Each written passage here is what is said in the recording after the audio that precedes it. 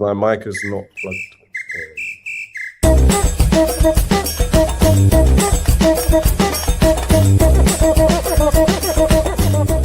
The Brazilian Shirt Name Podcast with Dotun Adebayo and Tim Vickery.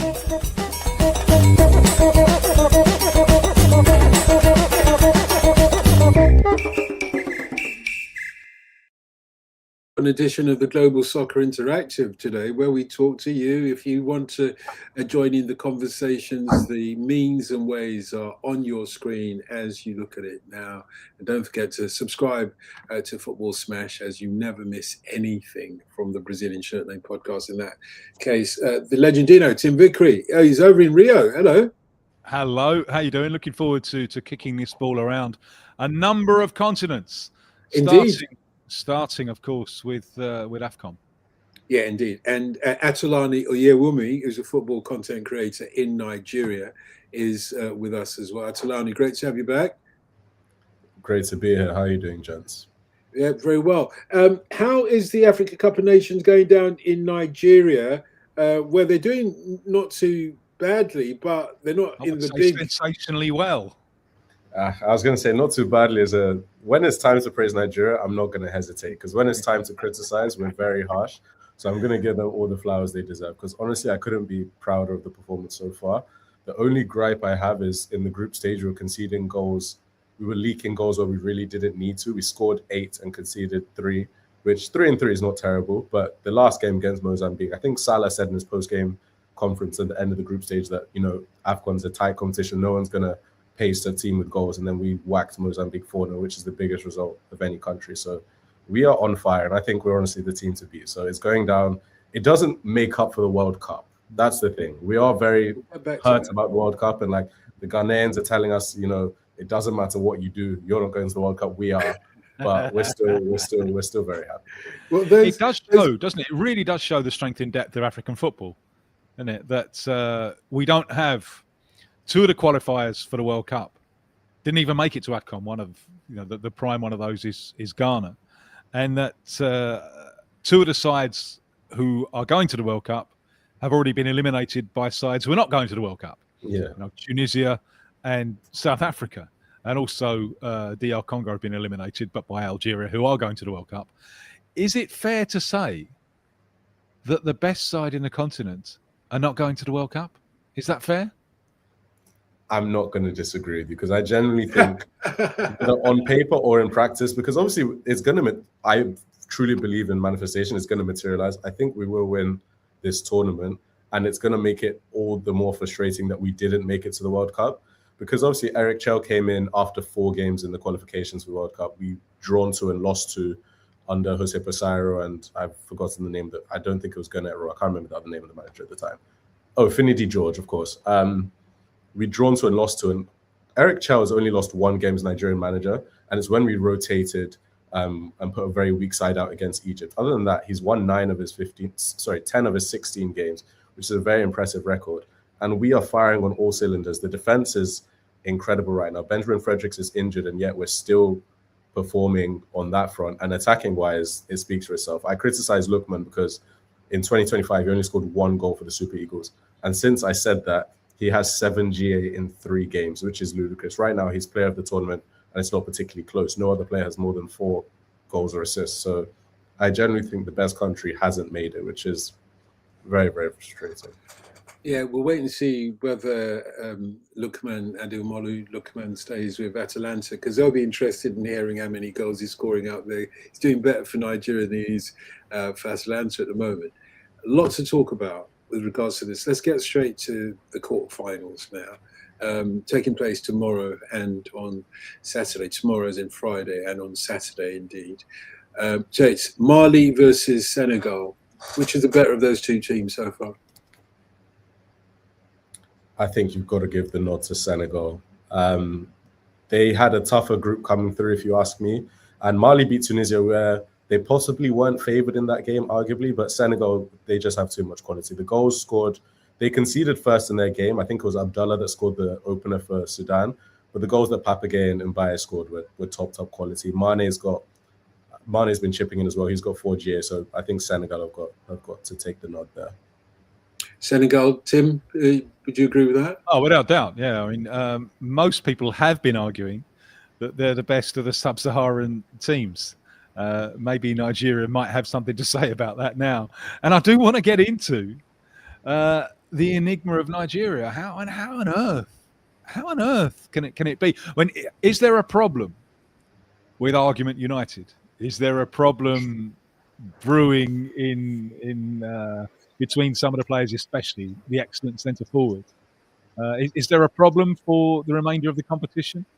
And is this one of the things that prevents Nigeria from being a superpower? I'd like to believe it won't be, because it's almost incredulous to think that when everything's clicking, when we're doing so well, we then decide to fight ourselves. Because that argument came at 3 or 4-0. And obviously, I understand any striker's frustration with not being passed the ball. But how you go about conveying that is very important, especially when you are the de facto leader of this team. He doesn't wear the armband, but this team goes as far as Osimhen takes the team from an emotional perspective. So he has a responsibility to keep his emotions in check. And you could argue on a repeated basis that he hasn't been able to do that. For instance, the rant that he did on Instagram about Finidi George, which you could argue he was entirely right in why he was frustrated. The way he chooses to communicate that frustration is the problem. You're allowed to be angry, you're allowed to be frustrated, but to go on a rant, and there are conflicting reports. I saw reports saying that he said he's not playing for the team again, which is just, I don't even want to think that's a possibility, because why would you utter such a thing during a tournament?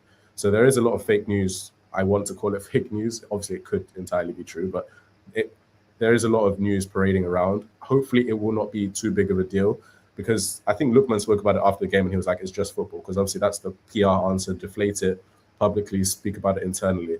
If you come to the next game and suddenly it's Akol Adams alone up top, then you know something's gone down and Osimhen's been punished, and that's going to steal the headlines. But yeah, they've got to keep emotions in check and just focus, because we almost deserve this. It sounds self-righteous, but Nigeria hasn't won Afcon since 2013. You can remember the pain of Sunday Olise in 2000 when they didn't win it, lost on penalties to Cameroon, I think.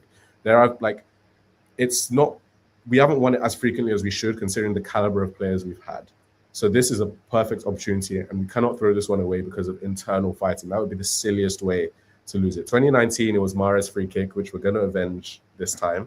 I will never forget that. That Super Sunday where Lewis Hamilton won, I think, his 6th Silverstone. Federer and Djokovic played the incredible Wimbledon final. England won the World Cup against New Zealand, and then my night ended in tears after Riyad Mahrez stuck a last-minute free kick top in. So I need them to, we can't afford the internal fighting. They've got to be united. They've got to be on one front. And then you have the whole NFF situation, which I'm sure we're going to get to as well. The fact that they said they're not training because they haven't been paid the promised bonuses from their 3 wins in the group stage. And it's like, we had this before the Congo game. We had this the game before that. And we've had this historically 4 years where players have not been paid what they're promised. There are players and managers even, who have just given up and they don't want to sue their own country, so they've left it. And I understand and appreciate these players taking a stand. Troost-Ekong was obviously the figurehead last time. Now he's retired. But they're still standing on business and saying, we've been promised X amount. You haven't given us X amount. And as frustrating as it is, because it's kind of like, guys, we want to win this tournament, you need to be training. I do understand why they're not willing to compromise, because it's what they're owed at the end of the day. Well, I think that's part of the answer, the question that Tim had about, what's happened here, what's the existential problem. The existential problem continuously is that the players are not respected continuously from the beginning of time. And one of the clearest forms of disrespect is not to pay someone. How on earth can you expect somebody to perform to what you expect from them if you, first of all, promise to pay them and then don't pay them, but also just don't pay them correctly as they should, because they're looking at all their colleagues from other countries, including countries in Africa. They're playing Algeria on Saturday. I bet you all the Algerians have been paid. I bet you they've all been paid what they expect to be paid. So who do you think's got the advantage then? The players that have been paid or the players that haven't been paid? And Nigeria seems to always revert to that. And I don't know why the federal government does not take the Football Federation into its own domain, because this is embarrassing for Nigeria, both home and abroad. But also, I would argue that it puts a spotlight in Nigerian incompetence, if you like. And Nigerians are great businessmen. If you go to Lagos, the commercial capital of Nigeria, if not the legitimate capital of Nigeria, if you go to Lagos, you wouldn't believe, there's no way you would think that Nigeria was a poor country. It shouldn't be a poor country with all the oil, but there's so much commerce going on the streets of Nigeria. So you've got the commerce and people looking and thinking, wow, this is a thriving, modern business country. But then they don't pay their footballers, the ones that are going to be waving the Nigerian flag if they win. Yeah, it is very infuriating. And the sporting bodies have long had issues. If it's not payment, I think for the Olympics last year, one of my friends asked me, for 2024 rather, a friend asked me the other day, if I was an Olympic athlete, would I represent Nigeria? And apologies. So I was making sure it wasn't mine. No, that was my mother asking where I am. He asked, would I represent Nigeria and its hierarchies? Yes, mother's always at the top. There are certain calls that it's hard to decline, but she'll understand later. He asked, would I represent Nigeria, represent the UK, and I was like, would I even have the opportunity to represent Nigeria? Because that's where my heart would be. That's where I'd want to represent. But there were athletes who were not registered properly for the Olympics and quite literally went to Paris and were not able to compete, which is just, where do you even start with that in terms of the accountability chain? How does that possibly happen? They've qualified in terms of ability. They haven't been like tagged. It's a good question that Tim's asking. Yeah, again and again and again. Why? It's a lack of accountability from the top down, ultimately. Because if there were sufficient checks and balances, and if heads were on the chopping block when these things happened once, they will never happen again. But because a lot of people are buddy, and a lot of people's priority is their personal remuneration rather than actually fulfilling the role they've been paid to do, which we're almost veering into political discussion about, I don't use the word corruption, but, improper practices, if you will. Well, and you can't blame the players, though. You can't blame the players. Not at all. If they've got, if they've got personal financial desires, well, why shouldn't they? I don't understand what that problem is. Why shouldn't they? You're asking them to do something. But Tim, you asked why. If you go back 50, 60 years in English football, was it not ever thus that those who in the management, the hierarchy of what was in those days called the Football Association, or, the individual clubs, had no respect whatsoever for the people who were bringing in the money. They had no respect. They didn't pay them properly. They didn't pay them. They exploited them, as you pointed out many a time. Where did all that money go to? In 1968 at White Hart Lane, at the age of 8, I paid 2 and 6 to go and see Tottenham. Well, we're talking just a couple of days after the great Martin Shivers, who was one of the players I remember as an 8-year-old coming. He'd just been signed from Southampton, playing centre forward for Tottenham, and all the kids that I knew in my side of Tottenham anyway wanted to be a number 9. We all wanted to be I wanted to be Martin Shivers. Yes, exactly. So is this just a time lag thing? My worry would be, it just seems to go on again and again and again. On my own little example, which isn't from Nigeria, it's from Ghana, and this is going back just over 20 years to an under-17 World Cup in Peru. And they had someone who was following the team, who seemed to be in some official capacity with the team, with the Ghana under-17s. And he was there waving the flag in the stadium, and he was there in and around the team. And he would answer the press, but he knew nothing about anything. I remember asking him a basic question about one of the players, and he didn't know. He looked absolutely blank. And then I think he thought I was Peruvian or something. So he said, sorry, I can't understand your English.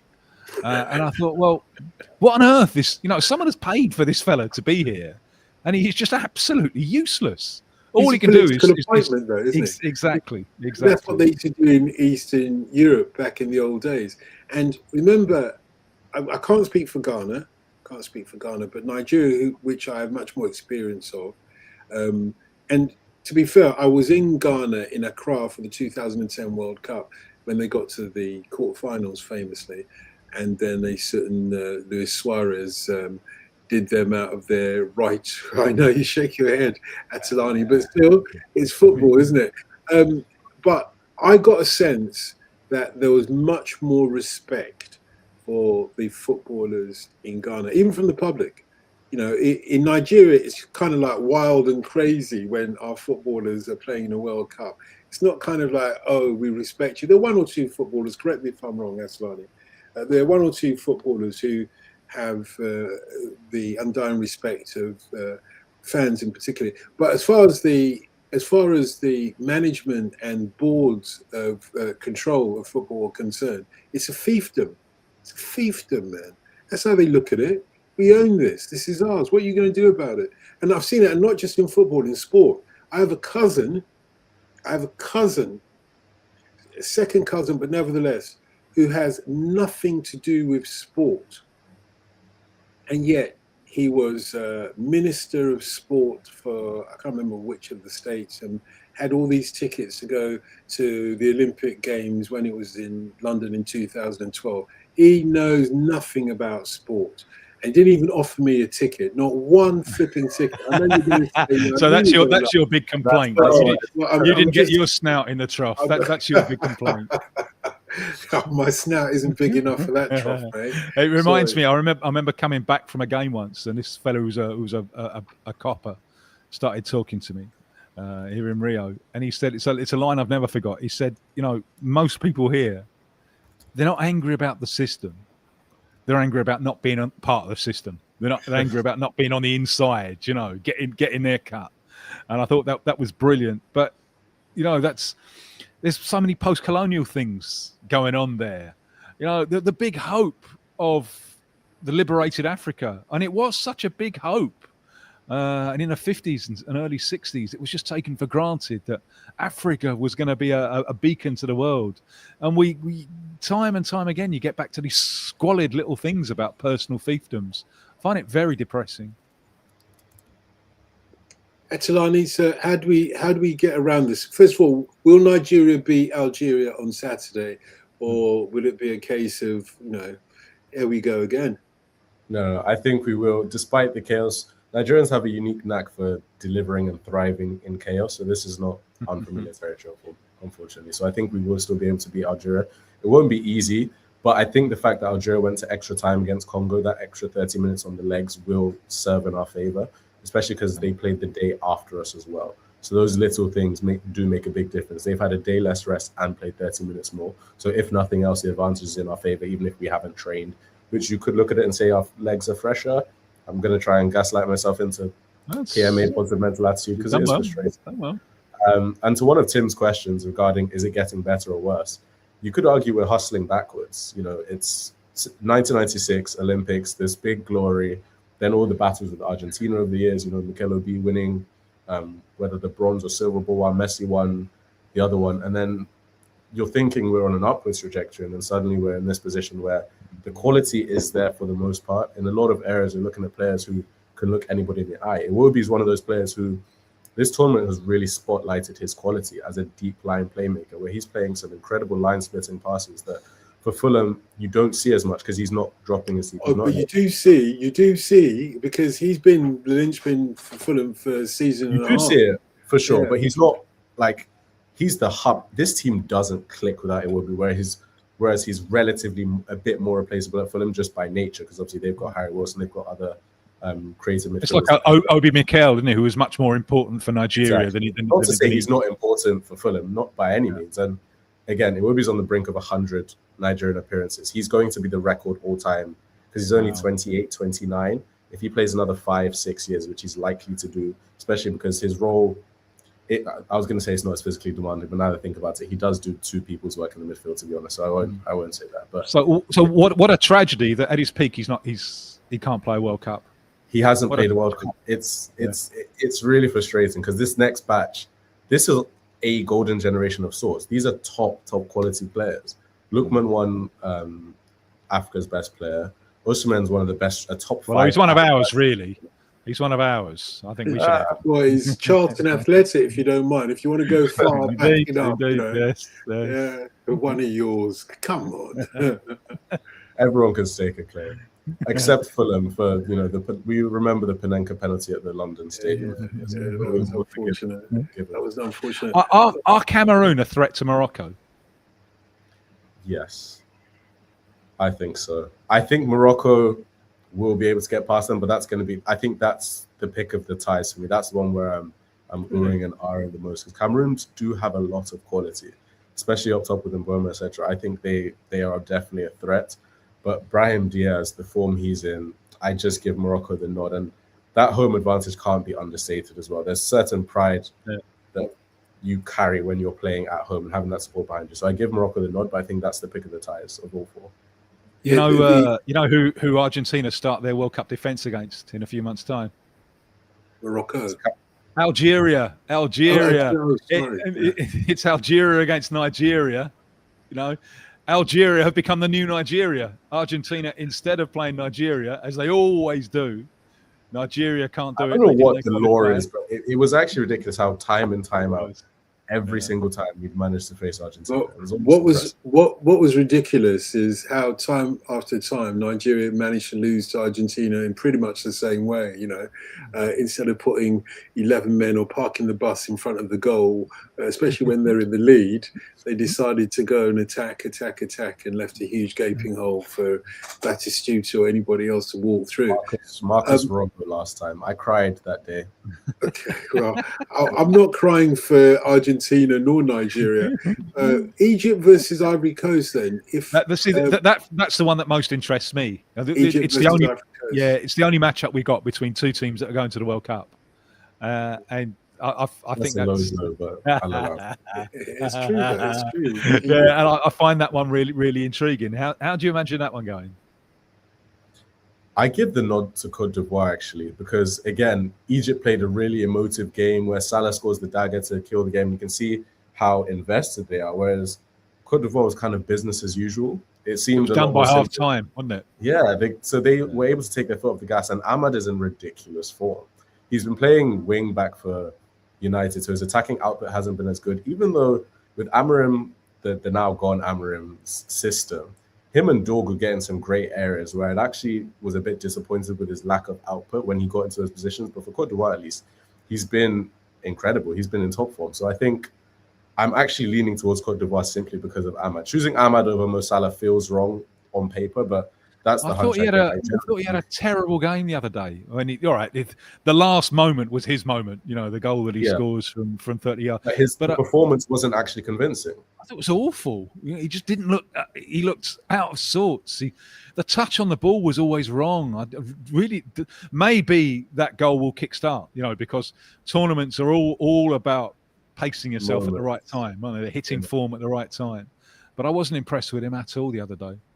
It was a great finish, and I'll give him credit for, I can't remember what minute, but it was one of the dying minutes. He was at the edge of the box and makes a bursting run, and everyone's running back, and he's just got the luck.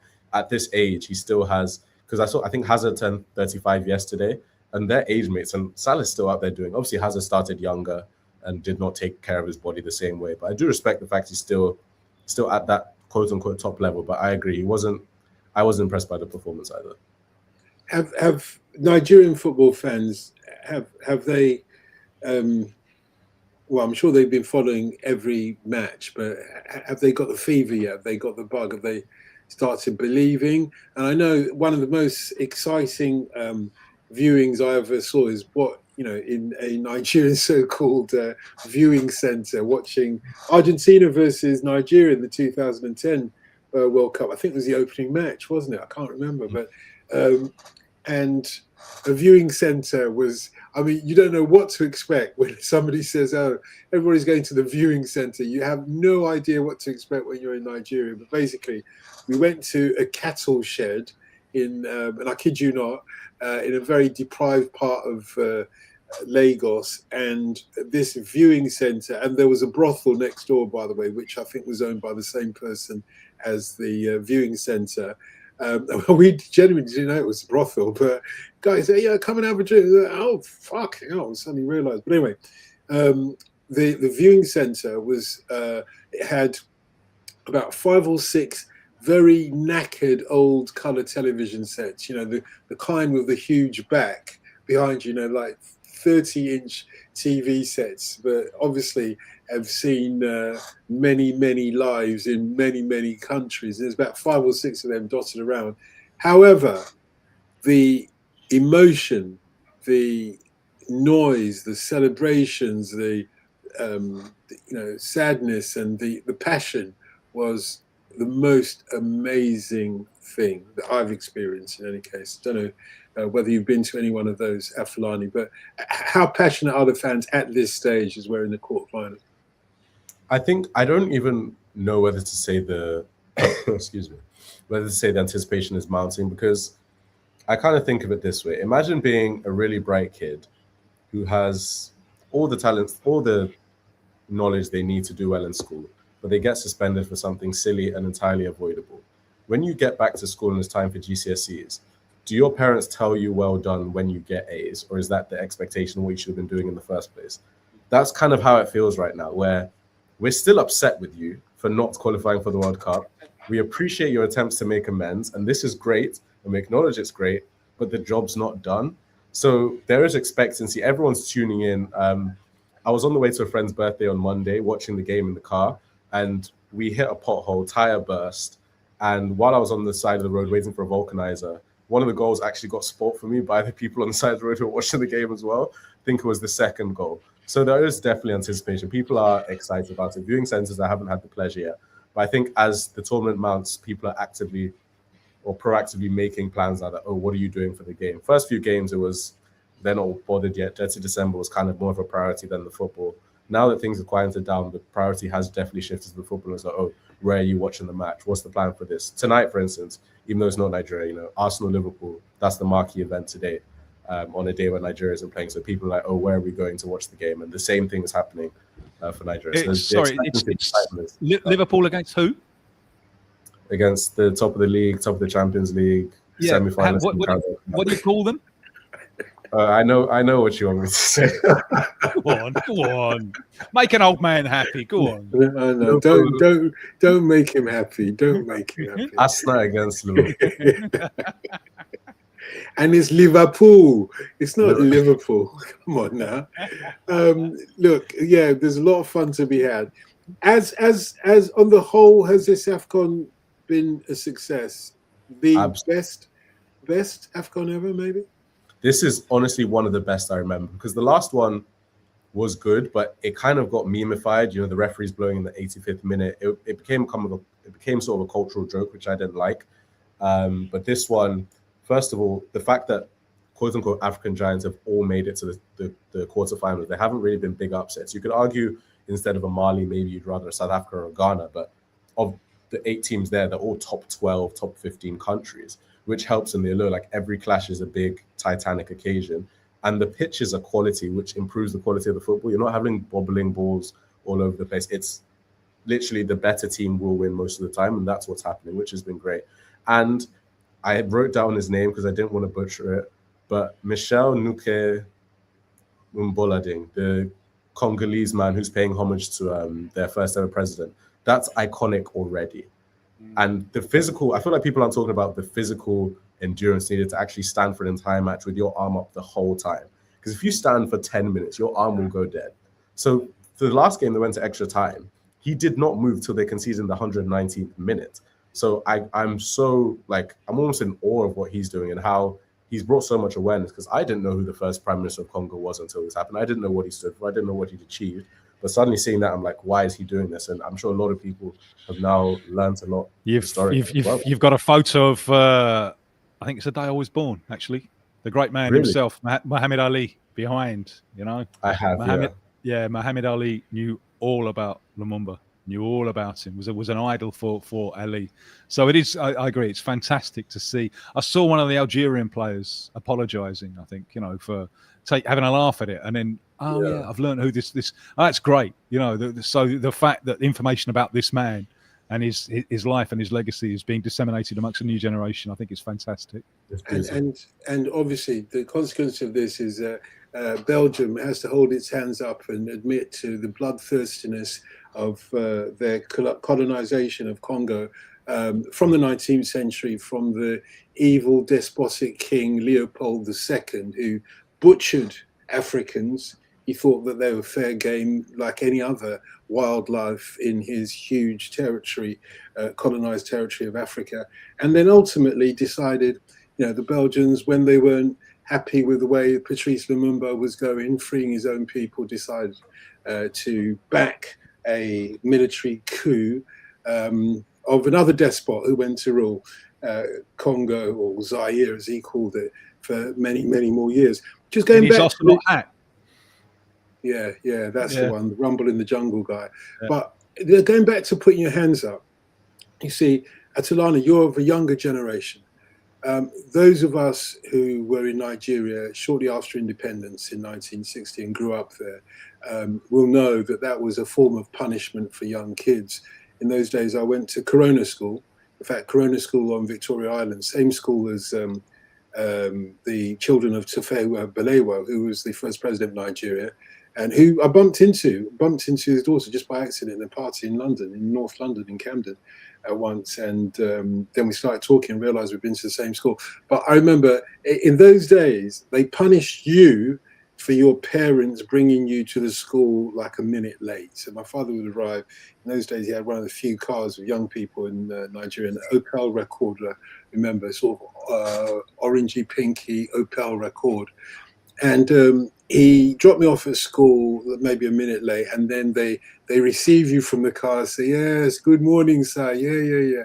But you get to the classroom and you get sent to the corner of the classroom, and the punishment is to put your hands up, and you keep your hands up, and the teacher will whack you if you don't go. And that was from the age of, I can't have been more than 3 or 4 years old at that time. So Nigerians know how to punish, and we know how to put our hands up.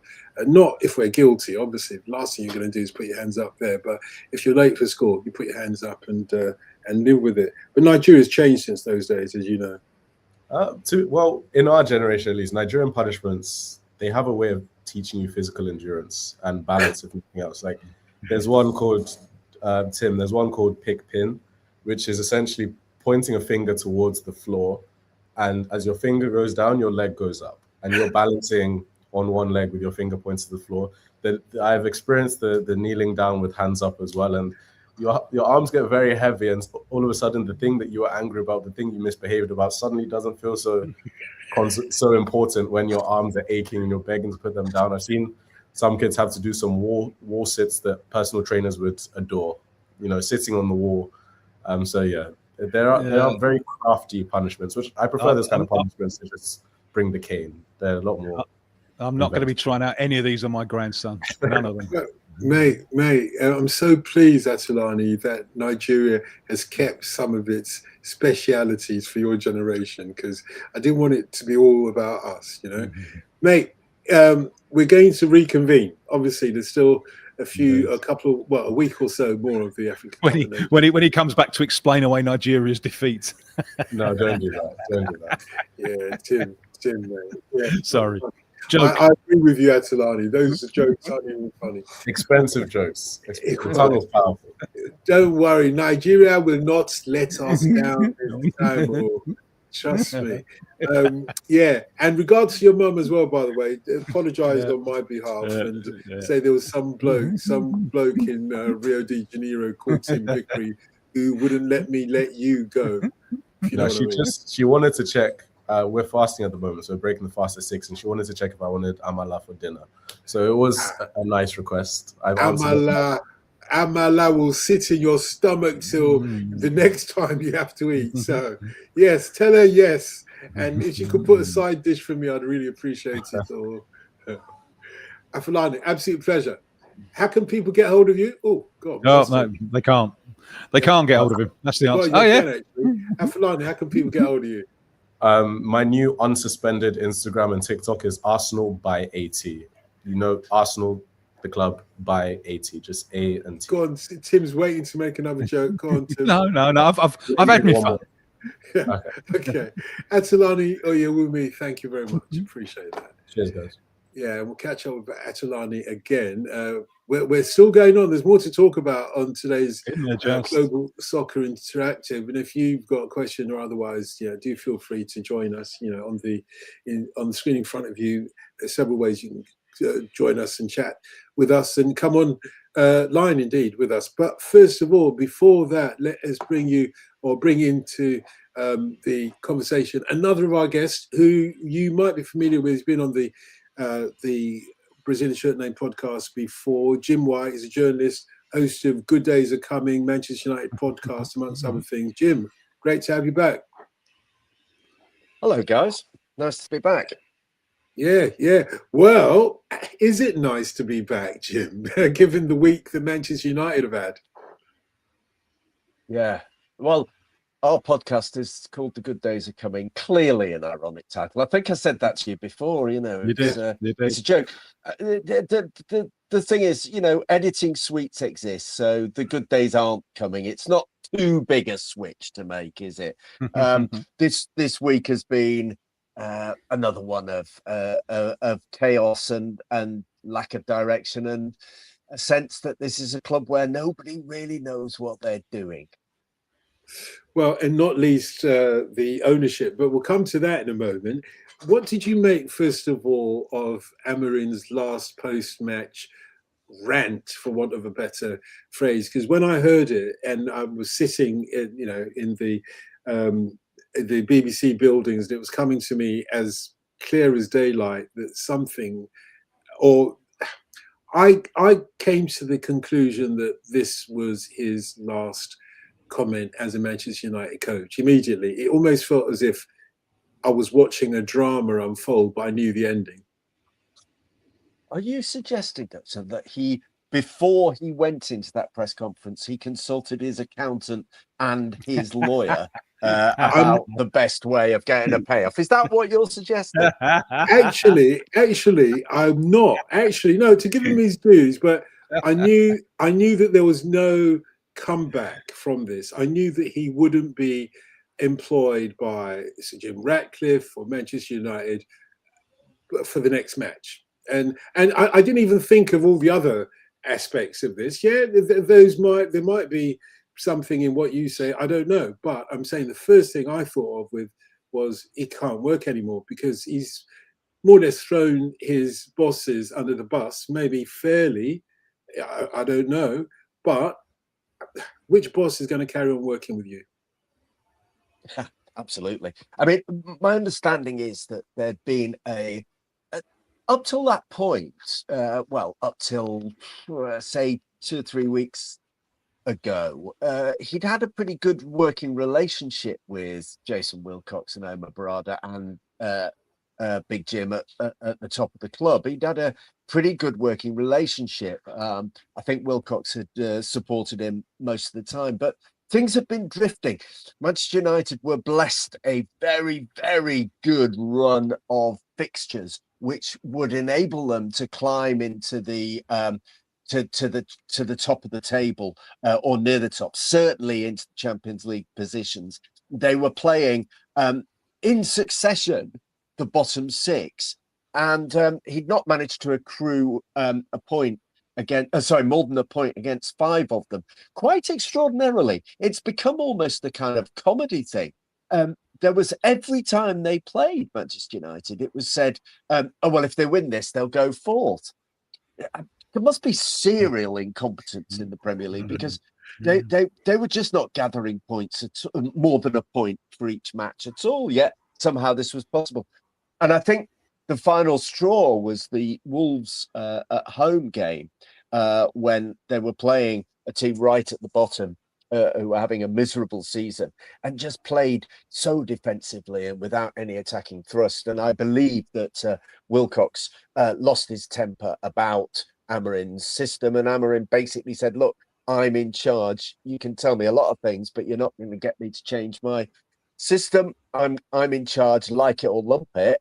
And effectively, Wilcox said, right, lump it.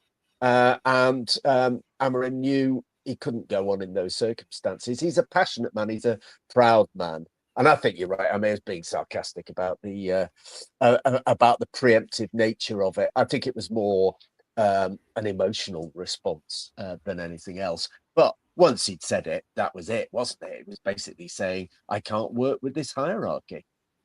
It's a tricky one for him, isn't it? Because you got to remember, you're coming off the emotion of the match. and he's doing it in a second language. And I'm not sure enough importance is attached to this. So, he's trying to pick his way through a minefield in a second language, where every word has possible consequences. But what strikes me is all the fuss about the formation with Wilcox is that they brought in a coach who had one formation. And then down the line, they want him to do something different. So the spotlight surely has to be not on Amorim, but on the people who've appointed him. It never is, though, Tim. It never is. It's never the director of football who holds his hand up and goes, I made a terrible mistake appointing that man in the first place. I hold responsibility. I have to go. It's never that, is it? What happens is, as has happened at Manchester United, you get off-the-record briefings of friendly journalists. So you just hear more and more about how the guy actually turned out to be incompetent, which is all coming from the director of football and his acolytes who are covering their back. I mean, it has been extraordinary how much briefing there has gone on against Amorim.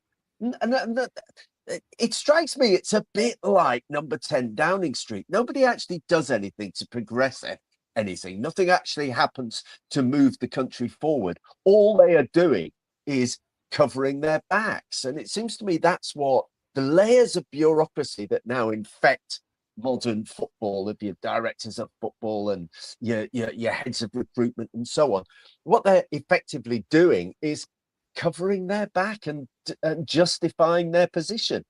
I mean, it is extraordinary, isn't it? They never ever seem to go, these guys. Yeah, covering their backs, fair enough. But what do they do now? Because their backs are pretty much exposed. The finger is pointing at Jason Wilcox, not least. I feel a little bit sorry for him because, and I'm saying this subjectively, I don't know the situation, so I haven't followed Manchester United as closely as you. But from what I understand, Amorim was inflexible.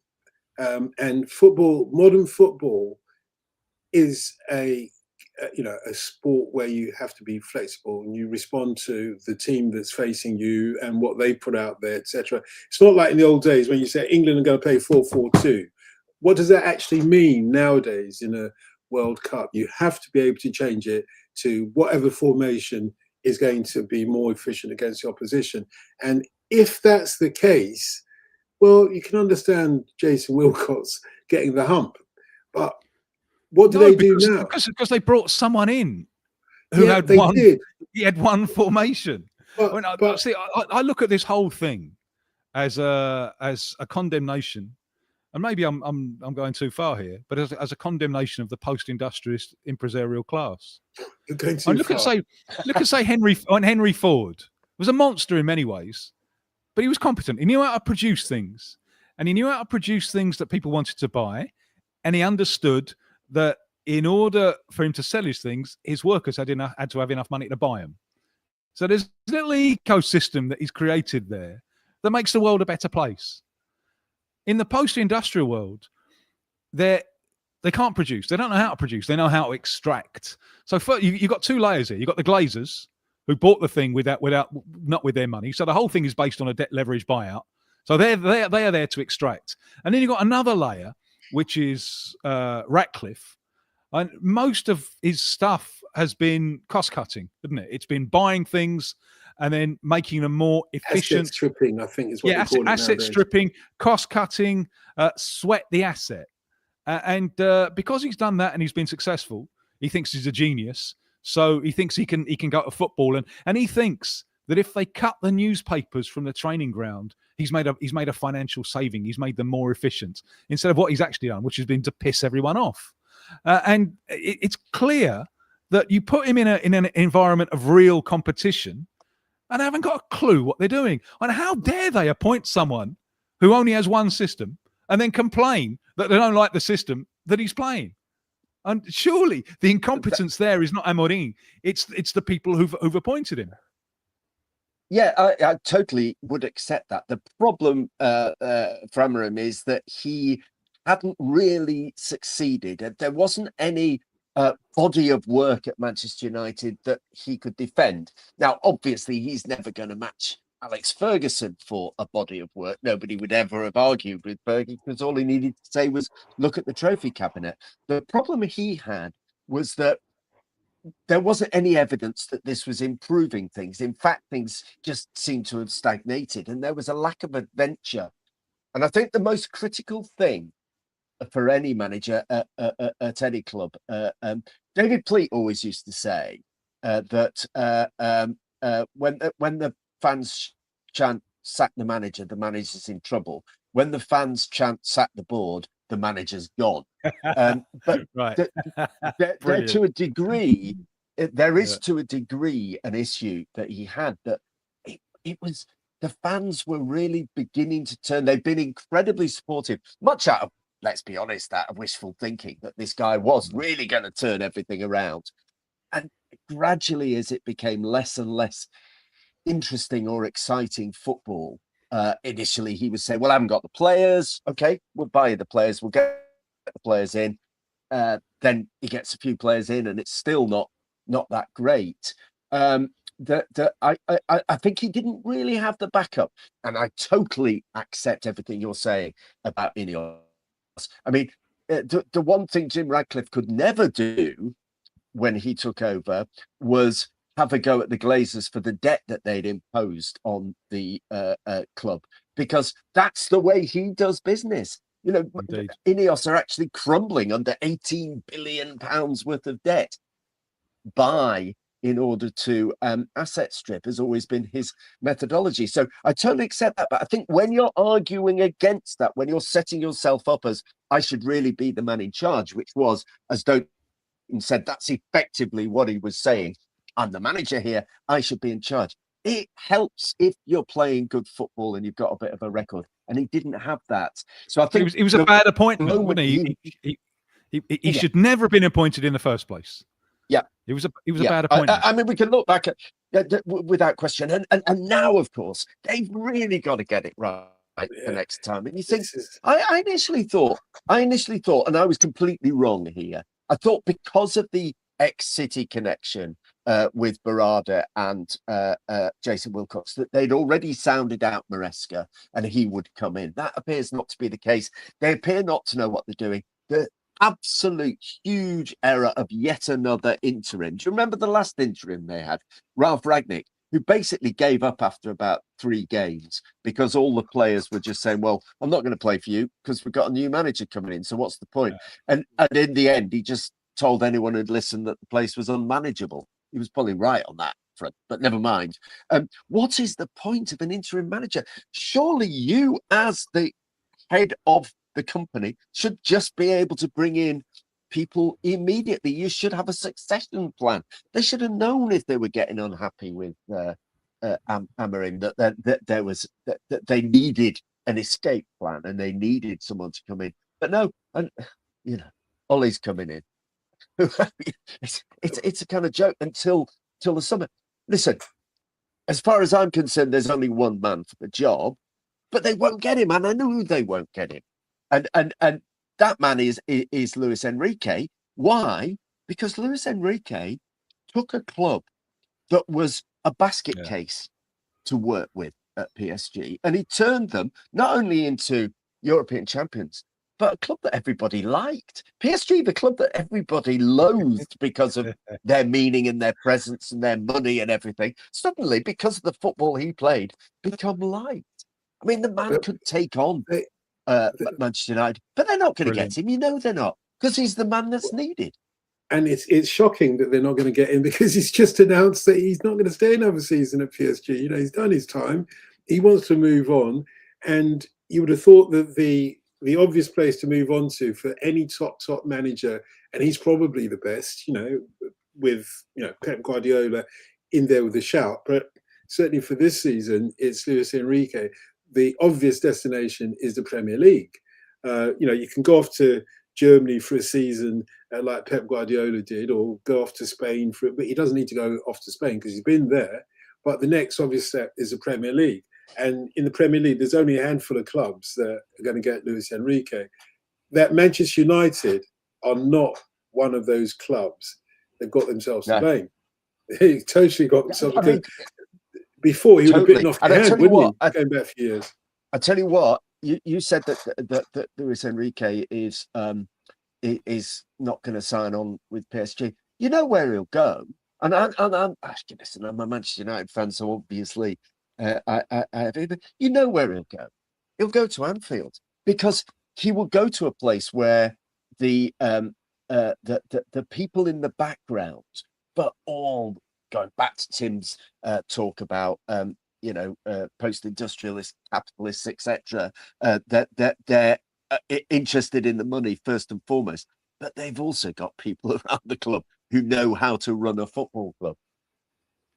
Listen, if you had the choice, come on, I could go to Manchester United or Liverpool. Yeah. It's not even a choice, is it?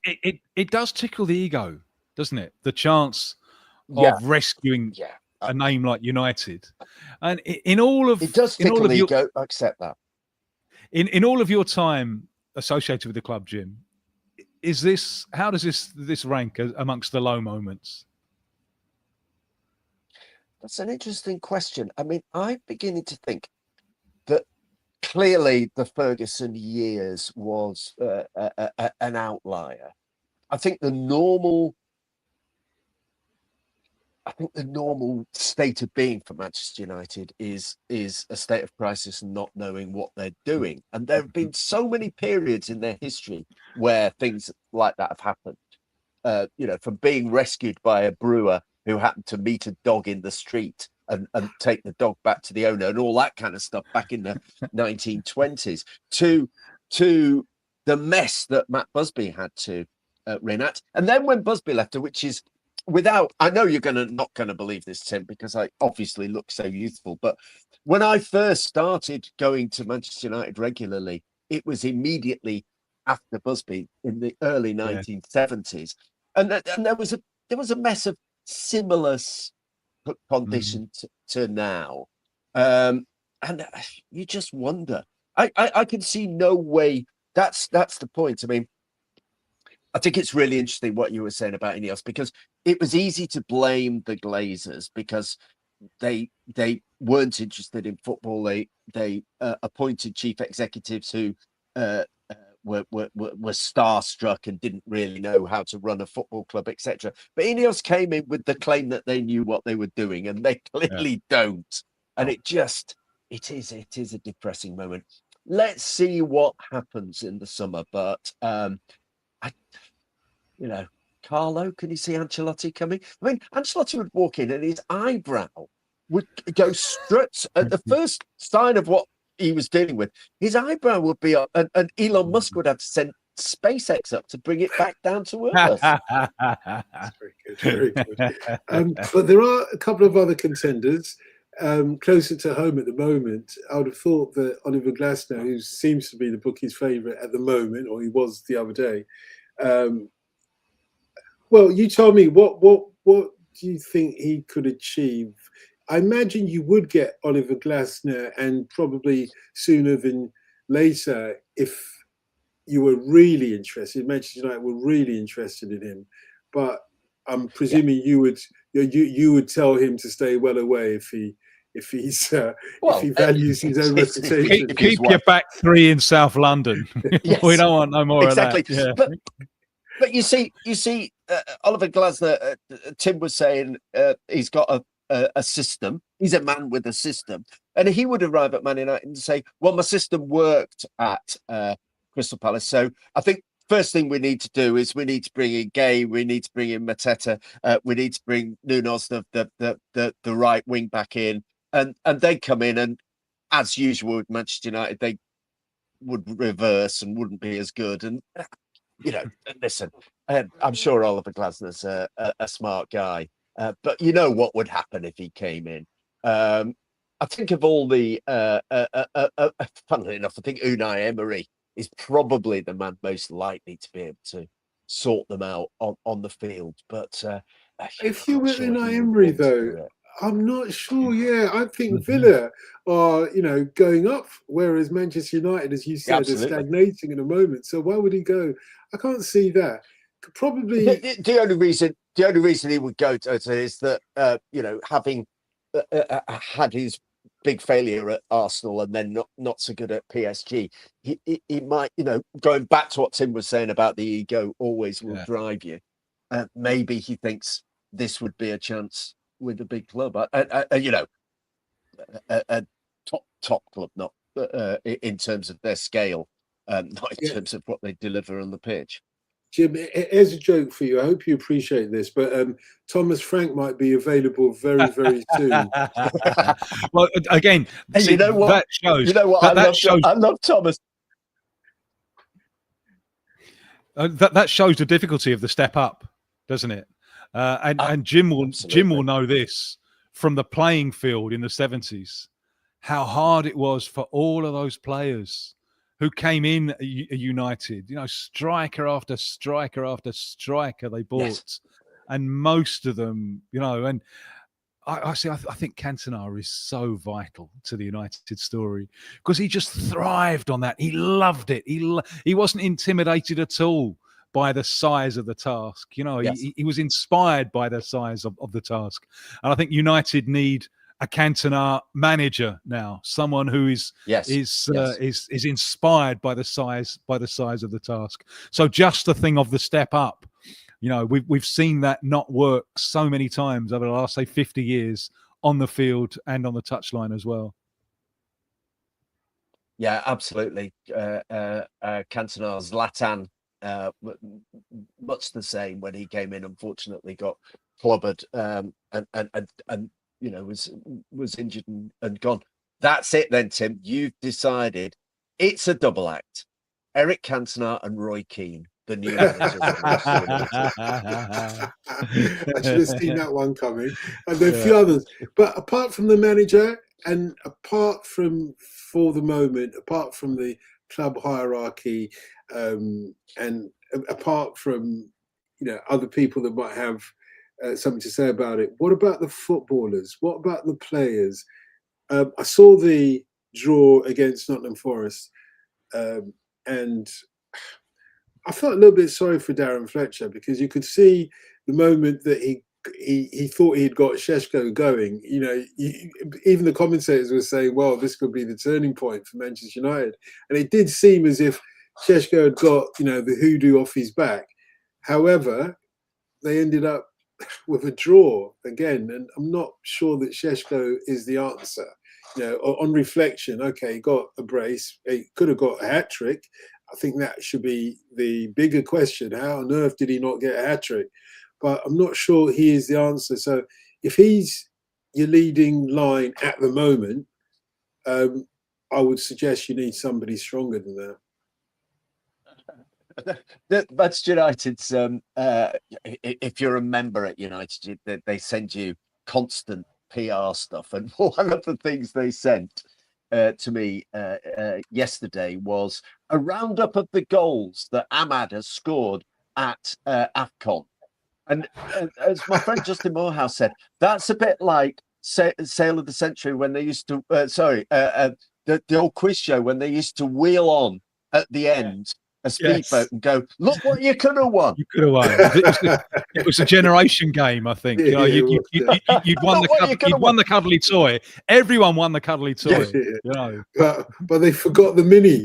They forgot about the mini. There's Ahmad scoring. Well, that's not helping Manchester United. Yeah. But isn't that a question though? Isn't that a question? Why is he doing so well at the Africa Cup of Nations? Why does everyone do so well as soon as they leave United? But do they play absolutely in the right position? Shouldn't he be played much more forward than he is? He's playing some of the time, isn't it? Yes, I mean, I think if Fletcher is, which probably will happen, Fletcher will have a few more games. I think he will be, when he comes back, he'll be playing further forward. Yes, I mean, just Scott McTominay and James Garner had just remained at the club. They wouldn't have such the problems they've got in midfield. So, yes, everybody looks better when they leave Manchester United, I think. Obviously, I have a problem with Fletcher. Obviously, Yeah, if your surname's Fletcher and you've got twins and you don't call them Norman and Stanley, there's something wrong there, isn't there? How can you miss an open goal like that? Yeah, I forgot you were going to bring that in. Oh, Yeah. dear. Oh, dear. You've heard it Listen, before, haven't you, Jim? Tell you what, though, I actually I admire Fletcher, because if I was in charge, possibly of only one game, and my boys were, in the club, I'd have played them. Come on, the wife would have been on the phone saying, "Make sure the lads play tonight, won't they?" Yes. So it's quite brave of him not to. Didn't even give one of them 5 minutes on the at the end.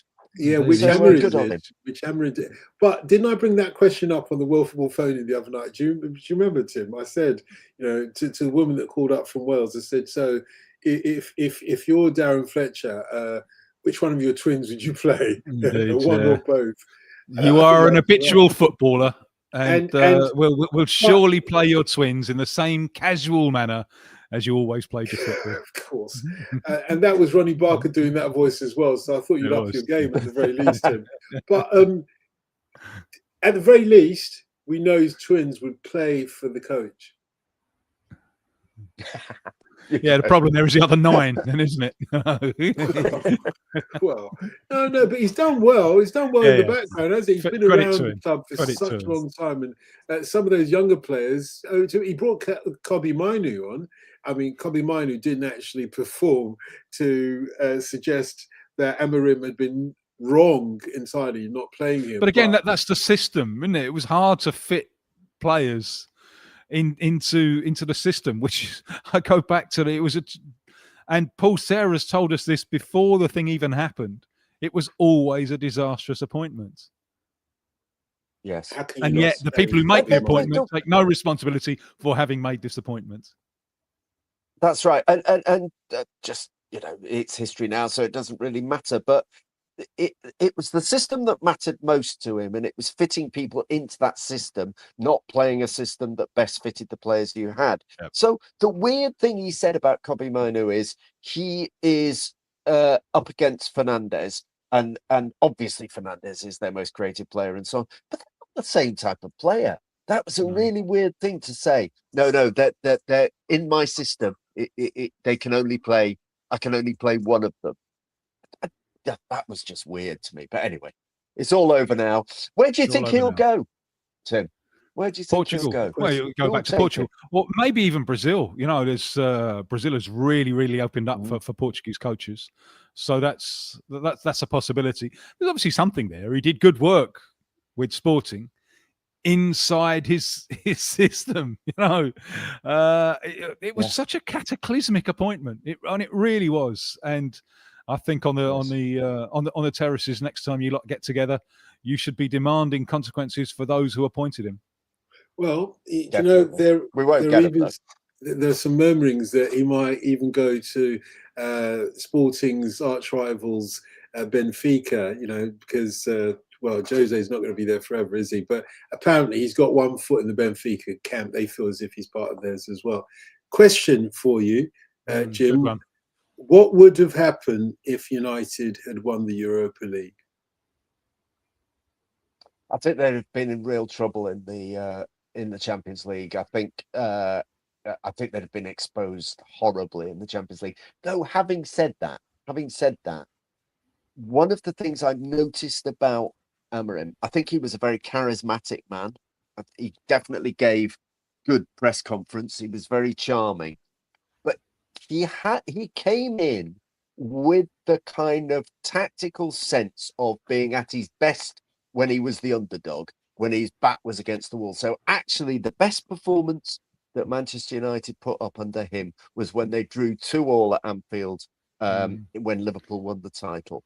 Perhaps these games against the bottom 6, perhaps that was the last thing that he needed. Exactly. Games where United had to be... Yeah. And to be the manager of a club where the expectation is so high that you will be on a front foot and pushing forward, particularly at home, to have the mindset of the underdog probably wasn't a good thought. Good point. That's why they really do. go back to what you were saying about Cantona. They really do need to get a manager who puts his collar up and says, I belong. You never know. Maybe they'll talk Cantona into some role in the club. He's not necessarily manager, obviously, but maybe it's not just the manager. It's the icon, the person, the motivating symbol that the players will look up to, and will enable the next coach to have a little bit more respect, maybe. Do you think, Jim, and I'm not suggesting that United appoint Bielsa, but you know that ride that Bielsa took Leeds on, where you knew exactly what they were going to do, and occasionally it was kamikaze. Do you think that the United fans would respond to someone like that, even if it meant, certainly in the short term, the occasional heavy defeat, trying to be too attacking? It's an interesting thought, that because I think Louis van Gaal fell down on being defence first oriented when he was Manchester United manager. The fans got really irritated by it. During Amorim's time, when he made a like-for-like substitute, changed the centre-back for a centre-back, you would hear the chant, attack, attack, attack, attack, attack, beginning to start up from the Stretford end. I think they would embrace it. I mean, there would be, of course, an element which goes, well, what about the defence? But I think they would embrace. There's a certain kind of expectation at Manchester United, an assumption that they're entertainers born of George Best and Cantona and so on, and these players. It's the essence of the club, isn't it? It's Matt Busby. It's, we're representing a great industrial city. We have to put colour in the thing. For me, that's part of the essence of Man United. And I love the club. It's very sad to see what's happened to it and why. Yes, you're right. It is part of the essence. Busby used to say, these guys have worked much harder in much more disgusting conditions than you guys. It's your job, and they paid the money. It's your job to brighten their life. Sometimes watching Amorim, sometimes watching Eric Ten Hag's teams, sometimes watching Jose's team at United, you thought, oh my God, it's like going to the dentist. Yeah, if I was Louis van Gaal, I wouldn't like that. That's the thing that would piss me off the most, that analysis. And it is almost, it's coming up 2:30 in Brazil as well. No, yeah, dentist, 2:30. Do you get it? Anyway, and that's the Richard Bacon joke that I've appropriated, but I'll pass it on to you. Feel free to nick it anytime you like, Tim. Thanks. No, Jim, it's been a real pleasure talking to you again, and I'm sorry to drag you in at crisis time, but you are... Brighter days are coming. Yeah, well, that's what you say on your podcast. Yes, that's what we claim. Well, one day you'll be inviting me and say, what was it that transformed Manchester United into the treble-winning juggernaut that they are now? I can't see it, but maybe. You'll have to take some of the blame for that. They've been listening to you too much, is what I would say as an answer. No, because, Jim, you do open up the conversation very nicely for us, and I appreciate that. Good Days Are Coming are the podcast, and obviously Jim White will know from his days on the Telegraph as a columnist and Sky Sport as well as a sports presenter. But absolutely a real pleasure to have you, and good luck with the rest of the Manchester United podcast as well. And we'll speak again. Thanks, guys. Thanks, Jim. Tim, thank you very much. Cheers. Till next time. Again.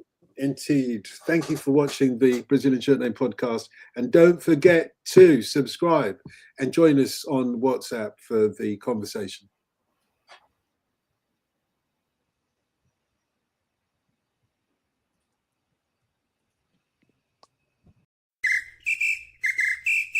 Get in touch with the Brazilian Shirt Name podcast on Twitter at BrazilShirtPod, or you can email us BrazilianShirtNamePod@gmail.com. Thanks for listening. Don't forget to subscribe, rate and tell a friend. The Brazilian Shirt Name podcast is an 1129 production.